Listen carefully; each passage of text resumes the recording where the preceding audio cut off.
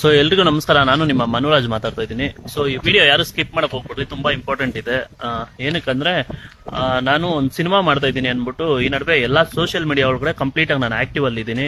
ಕೋ producers ಬೇಕು, actors ಬೇಕು, ಮತ್ತೆ ಟೀಮ್ ಬೇಕು ಅಂದ್ಬಿಟ್ಟು ನಾನು ಡೈಲಿ ಅಂದ್ರೆ ಒಂದು ವಿಡಿಯೋಸ್ ಪೋಸ್ಟ್ ಮಾಡ್ತಾನೆ ಇದ್ದೀನಿ.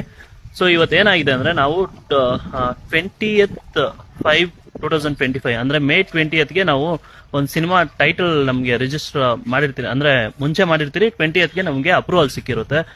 ಸೊ ನಾನು ಸಿನಿಮಾದ ನಾಯಕ.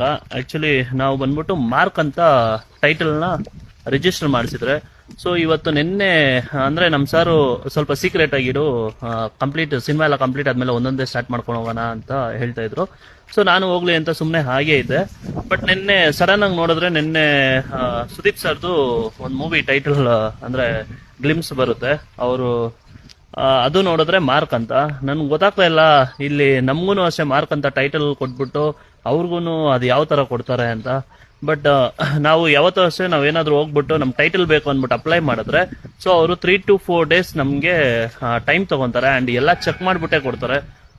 ಫಿಲ್ಮ್ ಚೇಂಬರ್ ಅವರು ಯಾವ ತರ ಕೊಟ್ಟರು ಗೊತ್ತಿಲ್ಲ, ಬಟ್ ನಮ್ ಸಿನಿಮಾ ಹೆಸರು ಕೂಡ ಮಾರ್ಕ್ ಅಂತಾನೆ ಟೈಟಲ್. ಅದ್ರಲ್ಲೂ ಅವ್ರ ಹೆಸರು ಕೂಡ ಅಜಯ್ ಮಾರ್ಕಂಡಯ್ಯ ಅಂತಿದೆ, ಬಟ್ ಇದ್ರಲ್ಲಿ ನನ್ನ ಹೆಸರು ಮಾರ್ಕಂಡಯ್ಯ ಅಂತಿದೆ. ಸೊ ಗೈಸ್ ನನ್ಗಂತೂ ಗೊತ್ತಾಗ್ತಾ ಇಲ್ಲ ಏನ್ ಮಾಡೋದಂತ.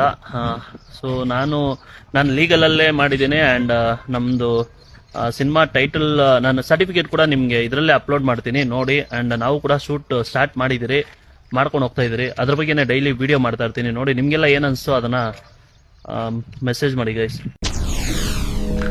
SS ಟಿವಿ ಸಿನಿಮಾ ಜಗತ್ತಿನ ಕ್ಷಣ ಕ್ಷಣದ ಸುದ್ದಿಯೊಂದಿಗೆ.